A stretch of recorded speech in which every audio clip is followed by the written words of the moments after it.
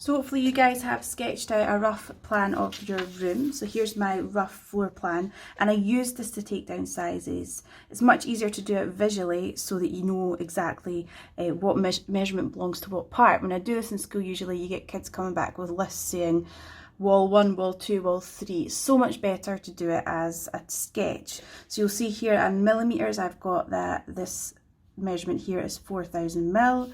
So 4 meters and 4,400 across here, 1,200 here and 300 here. I've also measured my door. I'd like you to try and measure your doors too, but we'll just leave it at that. You can measure the distance of light switches and sockets and things like that if you want, but we'll just keep it quite simple just now. Now, ignore these numbers just now. I'll come on to that in a wee minute. If I wanted to now draw that floor plan, I don't have a piece of paper big enough because I'd need a piece of paper the size of the room. So what we do is we use scale. So the common scales for floor plans are 1 to 20 or 1 to 50. So that's for floor plans. Now there's other types of construction drawings that you might have learned about that have other scales because they're different sizes. So what we're going to do today is you're going to choose an appropriate scale for your room, and the way we do that is by taking our measurements and changing the scale of them. So for instance, if I wanted to do a scale of 1 to 20, what I would do is I would take my wall here, which is 4,000, I would take the 4,000 and I would divide that by 20. If I was doing a scale of 1 to 50, I would do my 4,000 and I would divide that by 50, okay? Now, the size of the type of scale you use is determined by the size of your paper.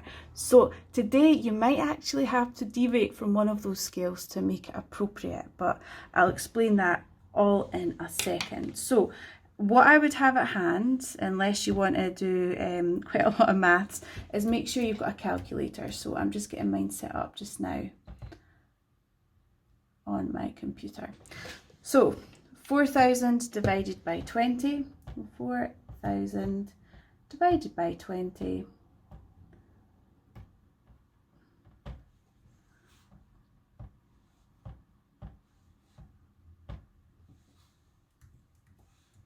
is 200, okay?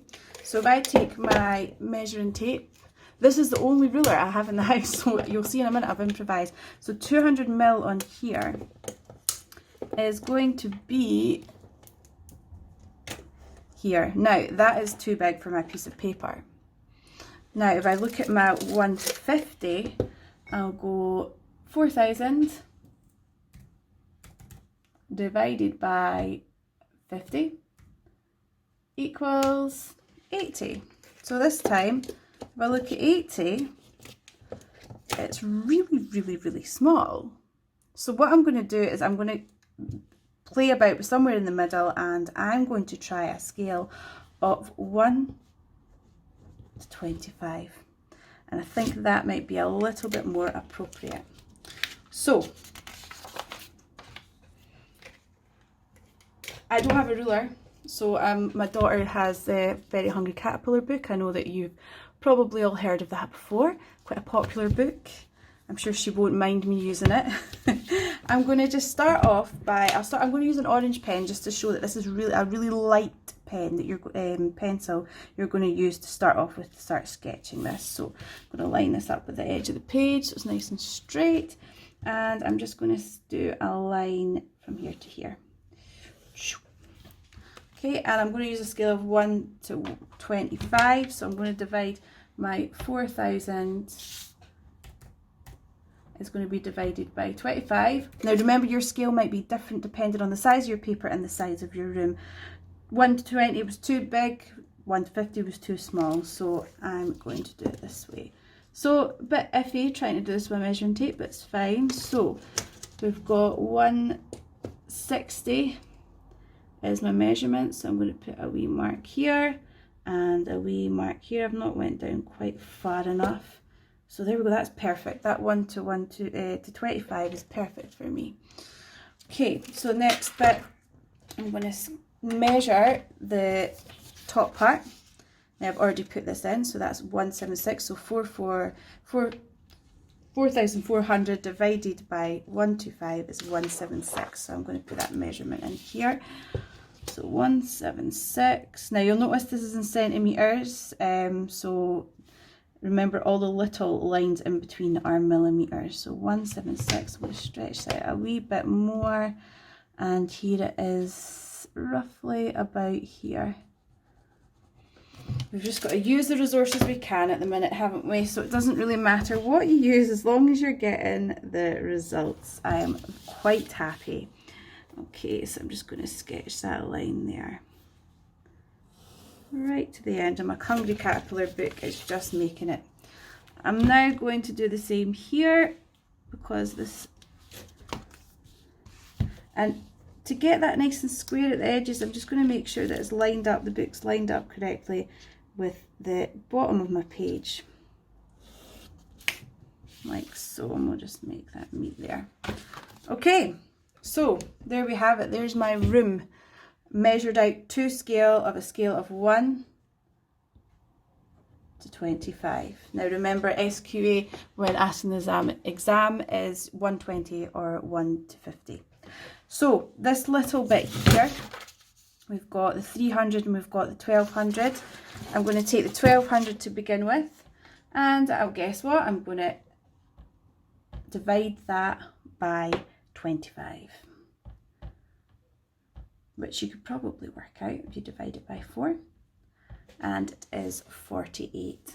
So I'm going to get my measuring tape, and I'm going to measure in 48 on here. I'm going to turn it this way, it's much easier if I do that. So there's my 48 there.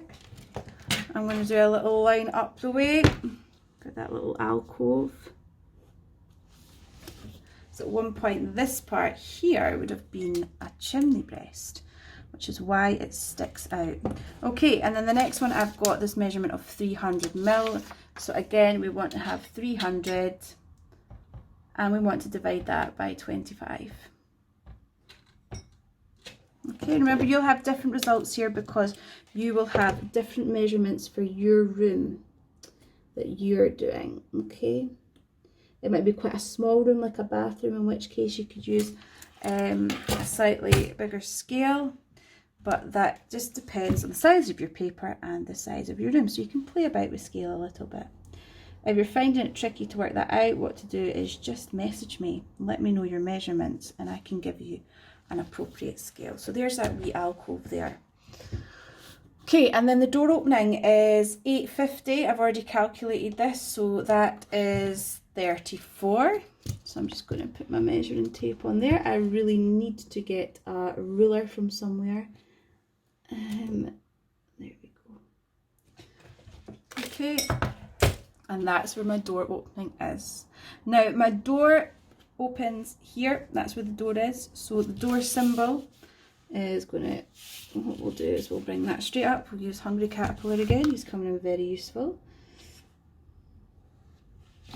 And then we have that curve to show the direction that the door is opening in.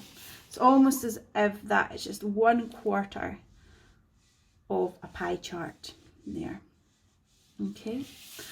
And then the next bit is adding in all your symbols and things like that. So if I show you my final one to scale that I prepared earlier, it looks a bit like this. Now, what I would like from you is to have the scale on yours.